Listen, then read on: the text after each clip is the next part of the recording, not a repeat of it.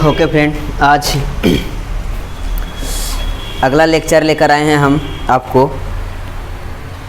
हमने पिछली बार एक ब्लॉग क्रिएट किया था, एक सेक्शन अलग, चैनल सेक्शन अलग बनाया है। रूडिमेंट्स क्लासेस के चैनल्स के ऊपर आपको बहुत सारे प्लेलिस्ट में जाइएगा और प्लेलिस्ट में आपको अलग अलग प्लेलिस्ट मिलेगा। अभी तक हमारे पास प्लेलिस्ट जो बनाया हुआ है, हाइड्रोलिक्स का 2-3 यूनिट पढ़ाया हुआ है लगभग, और हाइड्रोलिक्स का करीब 19 से 20 वीडियो डाले हुए हैं। उसके बाद है आपका एक सेक्शन प्लेलिस्ट है आपका सोम का। सोम में बेसिक 2 लेक्चर्स केवल डाले गए हैं और उसको सबको आगे कंटिन्यू किया जाएगा धीरे धीरे। हमारे पास टाइम प्रॉब्लम की वजह से अभी तक नहीं हुआ है शूट ये सब।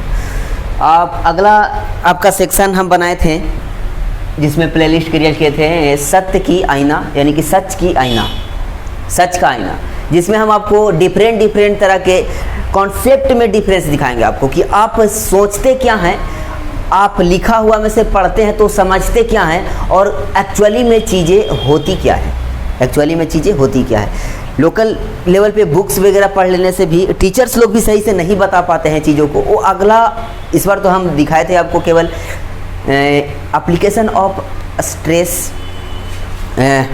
Shear stress diagram, shear force diagram and bending moment diagram, but उसमें कोई कॉन्सेप्ट नहीं था। वो एप्लीकेशन केवल दिखा रहे थे कि यूज के बेसिस पर पढ़ना चाहिए टॉपिक से सबको। लेकिन हम अगले लेक्चर्स में आपको प्रिंसिपल पॉइंट्स वगैरह का डिस्कशन करेंगे उस ब्लॉक में, सत्य की आईना में। तो आपको डिफरेंस दिखने लगेगा कि हाँ यार, कॉन्सेप्ट बिल्कुल अलग होते हैं, कॉन्सेप्ट बिल्कुल अलग होते हैं। चलिए फिलहाल उसके बारे में डिस्कस करेंगे उस ब्लॉक में हम। और इस बार हम रूडिमेंट्स क्लासेस, मोबाइल नंबर मेरा वहाँ दिया हुआ है, हम गया में चला रहे हैं इसको।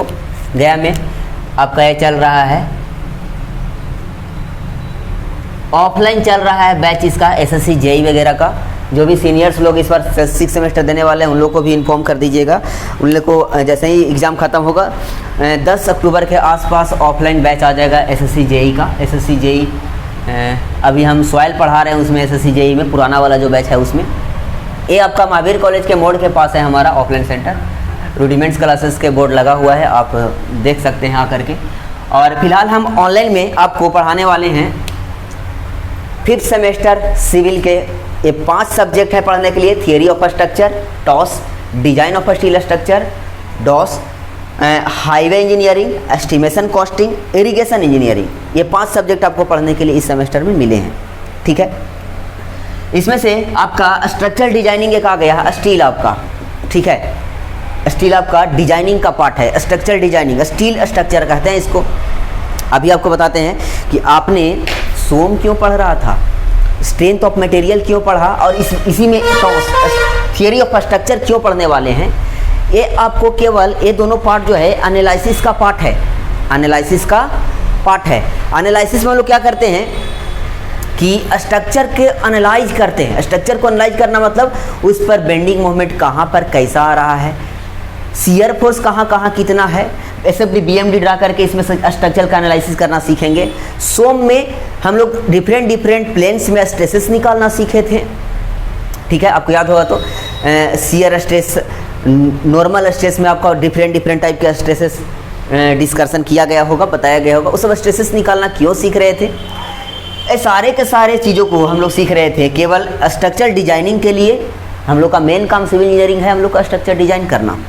हाइड्रोलिक्स पढ़ रहे होंगे आप, तो हाइड्रोलिक्स क्यों पढ़ रहे थे, क्योंकि हाइड्रोलिक्स फ्लूइड्स के वजह से जो फोर्सेस है हम लोग के स्ट्रक्चर पे लगते हैं, तो वो स्ट्रक्चर पे लगने वाले फोर्सेस के बारे में हम एनालिसिस नहीं कर पाएंगे सही से, दुश्मन के बारे में सही से जानकारी नहीं रहेगा तो हम उससे फाइट कैसे करेंगे, नहीं कर सकते ना, फाइट सही से नहीं कर सकते। इसीलिए थियरी ऑफ स्ट्रक्चर में भी हम लोग सारे दुश्मन के बारे में एनालिसिस करते हैं कि भाई यहाँ पे ऐसा यूडीएल लगेगा तो कहाँ कैसा बेंडिंग मोमेंट आएगा, कहाँ कौन सेक्शन कमज़ोर होगा, किस सेक्शन पर ज़्यादा शियर फोर्स आ रहा है, ये सब देखे थे।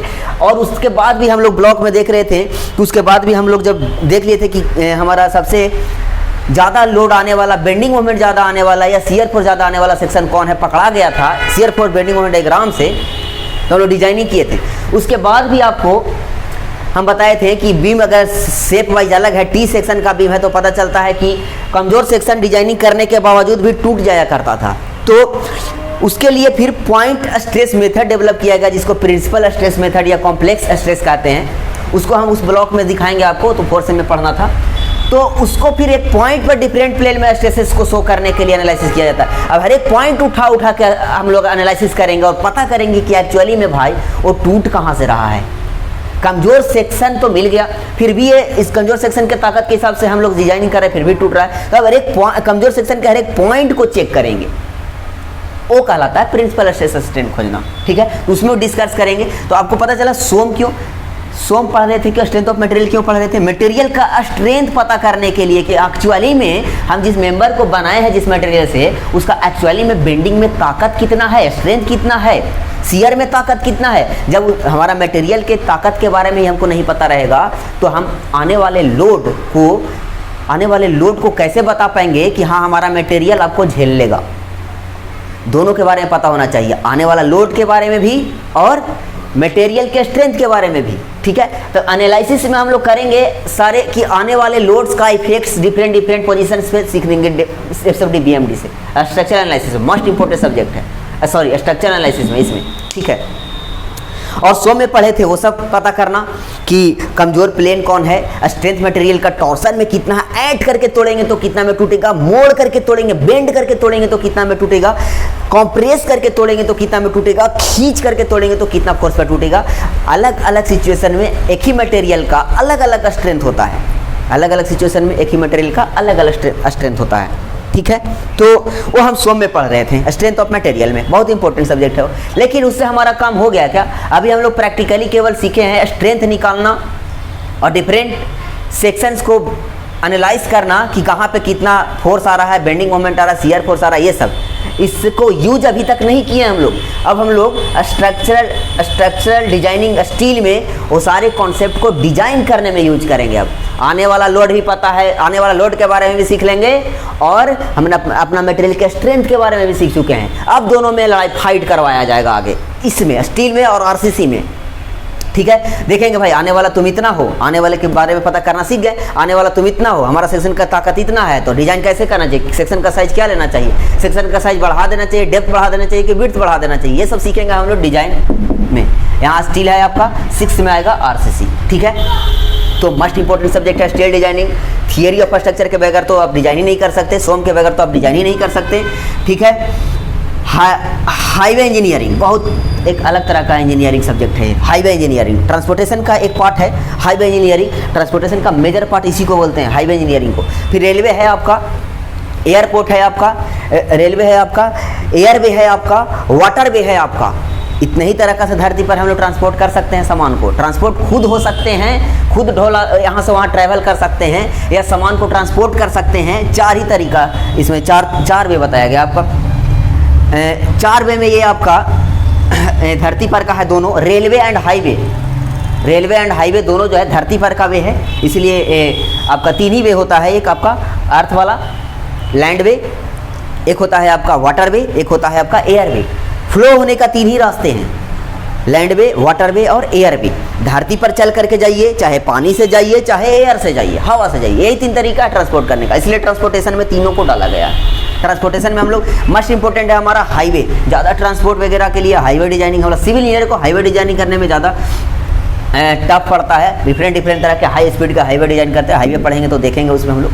ठीक है, फिर आपका एस्टिमेशन कॉस्टिंग में हम लोग खर्चा वगैरह के बारे में कैलकुलेट करते हैं, एस्टिमेट करते हैं और कॉस्टिंग करते हैं। ठीक है, इरिगेशन इंजीनियरिंग में हम लोग क्रॉप सिस्टम के बारे में पढ़ेंगे। इरिगेशन इंजीनियरिंग के बारे में बहुत मोस्ट इंपॉर्टेंट सब्जेक्ट है आपको इरिगेशन, ये भी अच्छा खासा छोटा सब्जेक्ट है बट बहुत मोर एप्लीकेबल है आपका।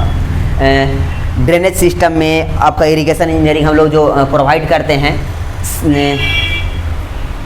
पौधा वगैरह का पटाने के लिए, जैसे धान वगैरह का सिंचाई, ये सब के लिए सिंचाई के एरिया में बहुत काम करता है। फिर फ्लड कंट्रोलिंग है इसमें आपका, फ्लड कंट्रोलिंग है, duty and delta most important topic है इसका।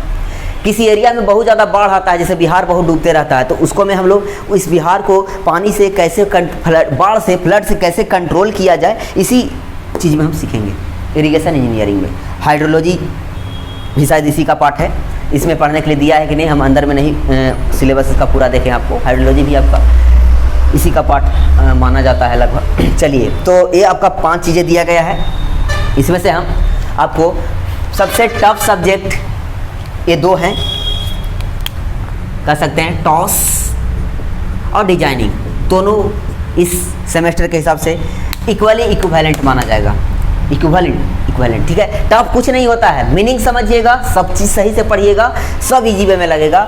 सही सोर्स नहीं मिलेगा, सही टीचर नहीं मिलेंगे, सब्जेक्ट टफ बन जाएगा। सब्जेक्ट टफ और आसान हल्का नहीं होता है, डिपेंड करता है कि आपको प्रोवाइड करने वाला टीचर कैसा है, सोर्स कैसा है, मीनिंग कैसा समझा रहा है, क्यों खुद हो जानता है सही से मीनिंग, या कहीं से बुक से केवल पढ़ करके मनगढ़ंत कहानी बना लिया है लोकल बुक्स एरिया से। क्योंकि ये साइंस है, ये टेक्निकल है, इसमें जो चीज़ें होती है उसको फील किया जा सकता है। बहुत सारी चीज़ों को लिखा नहीं जा सकता, जो लिखा नहीं जा सकता वो बुक से कैसे पढ़ के आप समझ सकते हैं, केवल नहीं पॉसिबल है। वो फिर इमेजिनेशन करने की शक्ति आपको तगड़ा होनी चाहिए, बहुत ज़्यादा तगड़ा होनी चाहिए।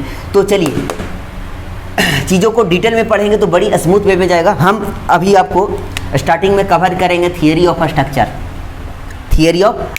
फिफ्थ सेम सिविल ब्रांच का स्टूडेंट जुड़ जाइए मेरे साथ बहुत ही दिलो दिमाग से, क्योंकि हम इसमें आपको fifth sem theory of structure अभी स्टार्ट कर रहे हैं। हम देखेंगे आगे भी अगर हमको पॉसिबल होगा तो हम एक दो सब्जेक्ट और पढ़ा सकते हैं, लेकिन पॉसिबल होगा तो अभी हम आपको थियरी ऑफ स्ट्रक्चर लेके चलेंगे प्योरली एसबीटी सिलेबस के अकॉर्डिंग। एसबीटी सिलेबस के अकॉर्डिंग थियरी डिस्कस किया जाएगा पूरा टॉपिक वाइज, पॉइंट वाइज। उसके बाद आपका जैसे ही चैप्टर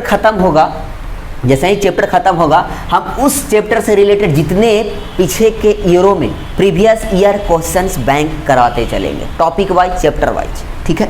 कंप्लीट करेंगे तभी आगे का यूनिट में बढ़ेंगे, ठीक है। तो हमको फॉलो करते रहिए और देखते रहिए। एक दो यूनिट देखिए पढ़ करके, आपको खुद ब खुद पता चलने लगेगा कि कैसे इजी वे में हमारा सेमेस्टर का सारा कॉन्सेप्ट, हमारा सेमेस्टर का सारा प्रीवियस ईयर क्वेश्चंस आराम से लग रहे हैं, बिना कोई अदर रटना वटना का मेहनत किए हुए। बस समझना है, बस अच्छे से, ठीक है। बस केवल समझना है। थियरी ऑफ स्ट्रक्चर हम लेकर के चलेंगे, आगे बढ़ेंगे। तो चलिए एक सब्जेक्ट को लेकर के तब तक आगे बढ़ते हैं। थियरी ऑफ स्ट्रक्चर का सिलेबस डिस्कस कर देते हैं। एसबीटीई का syllabus, SBTE Bihar board technical education, ठीक है, state board of technical education है आपका, बिहार का है, ठीक है। एसबीटी के सिलेबस के according theory of structure toss में पढ़ने के लिए दिया। थियरी ऑफ स्ट्रक्चर टॉस में पढ़ने, बहुत इंटरेस्टेड सब्जेक्ट है, मजा लेते रहिएगा, केवल मजा। एसएफडी बीएमडी तो ऐसे ही देखते देखते बनेगा, आप लोग से देखते देखते ड्रा होगा। लोड लगा हुआ है, फ्रेम दे करके और लोड का कंडीशन दे करके आपको माइंड में ना एसएफडी बीएमडी बन जाएगा। बाकी बात कि उसका डेटा कैलकुलेशन कि कितना यहाँ पर वैल्यू है, कितना वैल्यू कैलकुलेशन के तरीके सीखने पड़ेंगे। उसके बाद जैसे ही वैल्यू रखेंगे ड्रा कर देंगे फटाक से, एक से एक तरीके हैं ड्रा करने के इजी वे में। हालांकि हम कॉम्पिटिटिव लेवल का पढ़ाते हैं, इसमें नहीं पढ़ाएंगे, आपको पढ़ाते हैं तो उसमें हमको सारे तरीके पढ़ने रहते हैं। हम गेट क्वालिफाइड हैं, गेट मेडजी दिल्ली से, भोपाल सेंटर से, आपका मेडजी से सारा subject engineering services GATE level पे पढ़ के आए हैं। तो सेम टू सेम सिलेबस है आप लोग का पढ़ने के लिए। बस थोड़ा सा मॉडिफिकेशन ये है कि आप लोग का लिखना रहता है उन थियरियों को, जिनको हमको पढ़ करके न्यूमेरिकल बनाना रहता है, वही आप लोग को थोड़ा लिख देना रहता है, और कुछ डिफरेंस नहीं है ज़्यादा। हम साथ साथ एसएससी जेई का ऑब्जेक्टिव लगवाते चलेंगे आपको इस ब्लॉक में। एसएससी जेई का ऑब्जेक्टिव हम सामने रखेंगे, आप खुद लगाइएगा, ठीक है। सामने एसएससी जेई का ऑब्जेक्टिव चैप्टर वाइज रखते जाएंगे, आप खुद लगाते जाइएगा। इस ब्लॉक में केवल एसएससी जेई का प्रीवियस ईयर प्री को कवर करते जाएंगे, ऑब्जेक्टिव लगवा देंगे आपको। एसबीटी का ऑब्जेक्टिव लगवा देंगे chapter wise, state board technical education आपका बिहार पॉलिटेक्निक का ऑब्जेक्टिव लगवा देंगे चैप्टर वाइज प्रीवियस ईयर खाली। फिर उसके बाद कन्वेंशनल पूरा का पूरा बोर्ड पर सॉल्व करेंगे डिफरेंट टाइप के न्यूमेरिकल्स, खास करके न्यूमेरिकल्स, क्योंकि ये सब्जेक्ट प्योरली न्यूमेरिकल्स हैं, प्योरली न्यूमेरिकल है। न्यूमेरिकल बहुत स्ट्रॉन्ग करा देंगे आप लोग, न्यूमेरिकल पर पकड़ इतना तगड़ा बन जाएगा। बस लगे रहिए मेरे साथ। थियरी ऑफ स्ट्रक्चर में हम डिस्कस कर लेते हैं syllabus. Direct and bending stress है, इसको मैं पढ़ना। पहला चैप्टर है direct and bending stress. Direct and bending stress, direct and bending stress को बताने से पहले हम आपको इस टॉपिक को डिस्कस करेंगे। तो ऑल टाइप के जो सोम में पढ़ना था, और इसमें इस टॉपिक में भी आपको पता चलेगा जो ब्लॉक हम बनाए हैं, वो जो हम ब्लॉक बनाए हैं जिसमें हम दिखाने वाले हैं सच की आईना, सत्य की आईना में, ये सच की आईना कहिए जो भी कहिए उसको, उसमें हम यही दिखाने वाले हैं कि आप होता क्या है, समझते क्या हैं। तो इस टॉपिक में यहाँ फिर से आपको देखने को मिलेगा आपका अपना सिलेबस में कि क्या चीज़ें होती है, क्योंकि ये पढ़ना था आपको डिफरेंट टाइप के स्ट्रेसेस सोम में, और हम यहाँ पर डिफरेंट टाइप के स्ट्रेसेस आपको सामने खोलेंगे, तब लाएंगे डायरेक्ट और बेंडिंग को बांट करके वहाँ से, ठीक है। बहुत मजा आएगा इसमें, ठीक है, इस चैप्टर में डायरेक्ट एंड बेंडिंग स्ट्रेसेस। फिर slope and deflection most important एक चैप्टर है, इस सब्जेक्ट का most important chapter slope and deflection. क्यों? क्योंकि जिसको स्लोप, जब बीम पर लोड लगता है तो उसमें डिफ्लेक्शन आता है और स्लोप आता है, ठीक है। हॉरिजॉन्टली रहना चाहिए था, लोड के वजह से बेंड हो जाता है, वो बेंड हो जाता है तो कोई ना कोई एंगल बनाता है, उसको कहते हैं स्लोप। यहाँ पर कितना एंगल बनाया, उस सपोर्ट पर कितना एंगल बनाया, स्लोप कहते हैं। और उसके वजह से डिफ्लेक्शन कितना, मैक्सिमम डिफ्लेक्शन का कैलकुलेशन करना सीखेंगे डिफरेंट टाइप के स्ट्रक्चर पे, डिफरेंट टाइप के बीम पे, डिफरेंट टाइप के बीम पे, डिफरेंट टाइप के लोडिंग लगा करके हम लोग डिफ्लेक्शन, क्यों डिफ्लेक्शन कंट्रोल करना है, क्योंकि डिफ्लेक्शन का जब तक मैक्सिमम वैल्यू नहीं पता चलेगा लोड लगाने से, दोस्तों डिफ्लेक्शन का मैक्सिमम वैल्यू नहीं पता चलेगा लोड लगाने से, तो डिफ्लेक्शन का लिमिट दिया रहता है आईएस कोड में। आपका आईएस कोड आना स्टार्ट होगा स्टील डिजाइनिंग से, Indian standard code, civil Indian standard code के अकॉर्डिंग सारा स्ट्रक्चर डिजाइन करता है। नहीं तो अगर उसको डिजाइन, उस कोड के अकॉर्डिंग डिजाइन नहीं किया गया हो उसको सेटिस्फाई करते हुए, और अगर आपका स्ट्रक्चर फेल हो जाता है तो आपके ऊपर मुकदमा चल जाएगा, केस चल जाएगा।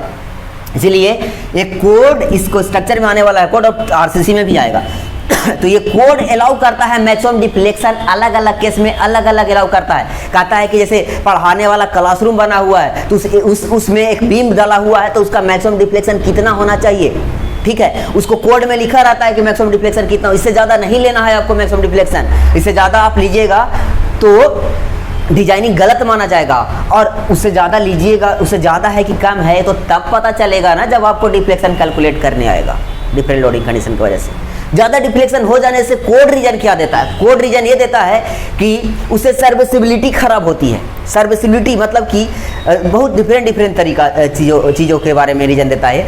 डिफ्लेक्शन ज़्यादा होने से सर्विसिबिलिटी मतलब कि अगर कहीं सिनेमा घर है या यही बोर्ड है, ये बोर्ड पर ऐसा बीम बनाए कि लप करके आधा बोर्ड को घेर लिया है, तो इंजीनियर कहता है कि लप गया भले ही लेकिन टूटेगा नहीं, इंजीनियर लिख ही दे रहा है, लेकिन स्टूडेंट पीछे बैठा हुआ क्या कहेगा कि टूटे या ना टूटे, हमको बोर्ड तो दिख ही नहीं रहा है, बोर्ड तो दिख ही नहीं रहा, तो पढ़वे नहीं करेगा, फिर बोलेगा इस क्लासरूम में नहीं चलेगा क्लास, यानी कि एक क्लास बना हुआ है, टूटेगा भी नहीं, एग्जिस्ट कर रहा है, सेफ भी है, लेकिन सर्विसिबल नहीं है। सर्विसिबल मतलब जिस सर्विस के लिए इसको बनाया गया था वो सर्विस से प्रोवाइड नहीं करेगा ड्यू टू लॉन्गर डिफ्लेक्शन, ज़्यादा डिफ्लेक्शन की वजह से। इसीलिए डिफ्लेक्शन कंट्रोल करना पड़ता है डिजाइनिंग में, इसीलिए आपको slope and deflection must important हो जाएगा, क्योंकि स्लोप एंड डिफ्लेक्शन निकालना नहीं आएगा तो आप लिमिट ही नहीं लगा पाइएगा कि कितना, कौन सा सिचुएशन में कितना डिफ्लेक्शन अलाउ किया है आईएस कोड ने, डिफ्लेक्शन निकालने आएगा आपको तब ना, ठीक है। डिफ्लेक्शन में से वाइब्रेशन का कंट्रोल पर लिमिट लगाता है लोग, वाइब्रेशन, सर्विसिबिलिटी में वाइब्रेशन भी आता है। कोई अगर ब्रिज बना दिए और वो बहुत वाइब्रेट करता है, इतना ज़्यादा वाइब्रेट करता है कि एक बार ट्रक वाला पार हुआ ड्राइवर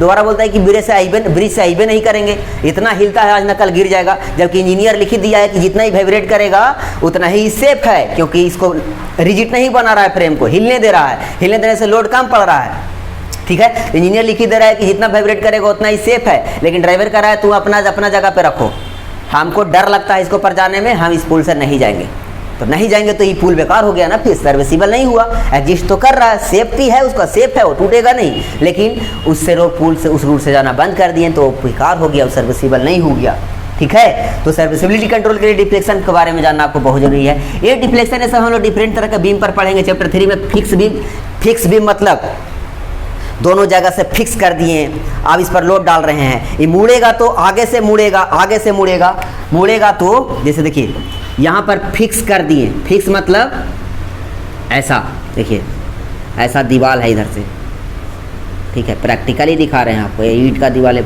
ये बीम ऐसे घुसा के ढाला हुआ है, ठीक है। चलिए आपको सिखाएंगे देहाती भाषा में पूरा सब चीज़, ठीक है। ये बीम आपको घुसा कर ढाला, ये बीम, ये इस पर अगर लोड आता है, इस पर अगर लोड आता है तो ये मुड़ेगा थोड़ा सा आगे से, अब मुड़ेगा, ठीक है, थोड़ा सा आगे से, फिर यहाँ से ऐसे, यहाँ से नहीं, यहाँ पर थीटा इसका 0, यहाँ पर थीटा इसका 0, क्योंकि ये मुड़ने नहीं देगा, यहाँ पे फिक्स हो गया है। इसी को शो करते हैं तो हम लोग ऐसे शो करते हैं, दिखाते हैं संकेत में, तो ऐसे दिखाते हैं कि ये फिक्स है, ये नहीं मुड़ेगा, यहाँ से कुछ दूर आगे से जाके मुड़ेगा, कुछ दूर, क्योंकि ये पकड़ ले है ना कस के, यहाँ पे मुड़ने ही नहीं देगा, कुछ दूर आगे से मुड़ेगा, ये मटेरियल इलास्टिक है, डिफॉर्मेबल है, ठीक है। तो यहाँ पे डिफ्लेक्शन आएगा आपका। फिक्स बीम पर पढ़ेंगे हम लोग, डिफरेंट लोडिंग दे देकर डिफ्लेक्शन और स्लोप निकालना। कंटिन्यूअस बीम पर पढ़ेंगे आपका डिफ्लेक्शन और स्लोप ये सब निकालना, एसएफडी बीएमडी ड्रा करना। मोमेंट डिस्ट्रीब्यूशन मेथड मस्ट, एक मेथड है मोमेंट डिस्ट्रीब्यूशन मेथड, जो 5वां चैप्टर में आपको पढ़ना है। आने वाला बेंडिंग मूवमेंट, आने वाला मूवमेंट को, मूवमेंट देखिए ये नीचे गिरना चाहता है, ये लोड के वजह से इधर जाना चाहता है, लेकिन ये पकड़ के रखा है जॉइंट, इसको कहते हैं क्या हम लोग, सपोर्ट है फिक्स। ये कहता है कि नहीं हम जाने नहीं देंगे तुमको, इधर से ही लगा के रखा है, ठीक है। तो ये मोमेंट लगाया एम, ठीक है, ये मोमेंट लगाया एम, ये भी लगाया एम, तब जाकर के रुका हुआ है, ठीक है। ज़्यादा रहेगा तो उसको तोड़ देगा, ठीक है। एम और एम, ये ताकत है इसका, ये इसका जो लगा है ये ताकत है, इसका फ्रेम का ताकत है, और ये आने वाला लोड है। यही तो कहते हैं ये मोमेंट, ये है आपका बेंडिंग मोमेंट, यह है आपका बेंडिंग मोमेंट, बेंड होने के वजह से ये मोमेंट आ रहा है यहाँ पर ही। और ये है आपका, ये जो एंटी क्लॉक में लग करके उसको रोक रहा है, ये है इसका सेक्शन का moment of resistance, M R कह सकते हैं, एम आर। ये इसके ऊपर आने वाला लोड, ये इसका ताकत, ये है बेंडिंग मोमेंट और ये है मोमेंट ऑफ रेजिस्टेंस, दोनों में अंतर है। ये है आने वाला लोड, ये है उसका ताकत, ठीक है। यही डिफरेंस होता है स्ट्रेस और स्ट्रेंथ में, स्ट्रेंथ होता है उसका ताकत, रोकने वाला उसको, ठीक है। चलिए, तो ये तो हो गया बातें, ठीक है। तो मोमेंट डिस्ट्रीब्यूशन मेथड में हम लोग पढ़ेंगे कि यहाँ पर आने वाला मोमेंट को, अगर देखिए जॉइंट जब हो जाता है एक जगह फिक्स पॉइंट से 2-3 को फ्रेम निकल जाते हैं, ठीक है। जैसे सिंपली सपोर्टेड बीम लगाते हैं, ठीक है, सिंपली सपोर्टेड बीम ऐसा हो गया, 3 जगह सपोर्ट दिया हुआ है, ठीक है। इस पर लोड लगा दिया और इस पर एक फिक्स लोड लगा दिया, ठीक है। तो ये इससे होगा, फिर ये इससे होगा आपका, जैसे डिफ्लेक्शन हम दिखा रहे हैं अभी फिलहाल आपको, ठीक है। तो यहाँ पर वाला जो मोमेंट है, यहाँ पर वाला जो मोमेंट है आपका, ये इधर कितना हिस्सा, यहाँ पर वाला क्रिएट होने वाला मोमेंट, इधर कितना हिस्सा इसका काम कर रहा है, इधर कितना इसका हिस्सा काम कर रहा है, इसी को कहते हैं मोमेंट को डिस्ट्रीब्यूट करना रेशियो में, कि इधर कितना डिमांड है, इधर कितना डिमांड है, कि यहाँ पर रिजल्टेंट मोमेंट में से कितना परसेंट इधर है और कितना परसेंट इधर है, इसको कहते हैं मोमेंट को डिस्ट्रीब्यूट करना, मोमेंट को डिस्ट्रीब्यूट करना। इसी में पढ़ेंगे हम लोग मोमेंट डिस्ट्रीब्यूशन मेथड में, मोमेंट डिस्ट्रीब्यूट कर करके डिफ्लेक्शन इस सब के कैलकुलेशन करने का तरीका, और सीआर एसएफडी बीएमडी ऐसा, ठीक है। लास्ट में पढ़ेंगे हम लोग कॉलम, देखेंगे आएगा कॉलम तक। ये आपका शॉर्ट में सिलेबस हम डिस्कस कर दिए लगभग, एक ओवरव्यू दिखा दिए हम थियरी ऑफ स्ट्रक्चर टॉस का, कि हम इस सब्जेक्ट में क्या करने वाले हैं। चलिए आगे हम पढ़ेंगे direct and bending stress, chapter number 1, इसको लेकर के आगे बढ़ेंगे। इस वीडियो के साथ जुड़े रहिए, लाइक एंड सब्सक्राइब भी कर लीजिए, ताकि आगे आप कंटिन्यू वीडियो को देखते रहें। और जो दिल से बोल रहे हैं, जो अच्छे स्टूडेंट हैं, नॉलेज लेकर के अच्छे से ढंग से पढ़ना चाहते हैं, टॉस को सीखना चाहते हैं, क्योंकि टॉस में बैक बहुत लगता है, फेल होइएगा बहुत, प्योरली न्यूमेरिकल सब्जेक्ट है, प्योरली न्यूमेरिकल सब्जेक्ट है, ठीक है। न्यूमेरिकल सीखिएगा तो गर्दा बना के आइएगा, न्यूमेरिकल में नंबर फुल के फुल मिलते हैं, ठीक है। और नहीं सीखिएगा तो झूमते रहिए, आने वाला है नहीं थियरी पास होने भर इसमें, ठीक है। कुछ ऑब्जेक्टिव आएगा और प्योर न्यूमेरिकल आएंगे, कुछ थोड़ा बहुत का थियरी आ गया तो आ गया, बात अलग है, ठीक है, किस्मत के ऊपर है आपका। चलिए तो जुड़े रहिए इसके साथ, और जो अच्छे स्टूडेंट है पढ़ने वाले उनको शेयर कीजिए वीडियो, ठीक है, क्योंकि हम आपका कॉन्सेप्ट प्योर लेकर के आए हैं मेड जी से, और एसएससी जेई का बैच चला रहे हैं। हर तरह का लेवल का नॉलेज है मेरे पास, लेकिन आप लोग को सिलेबस के अकॉर्डिंग जितना पढ़ना है इस ब्लॉक में उतना ही चलाएंगे।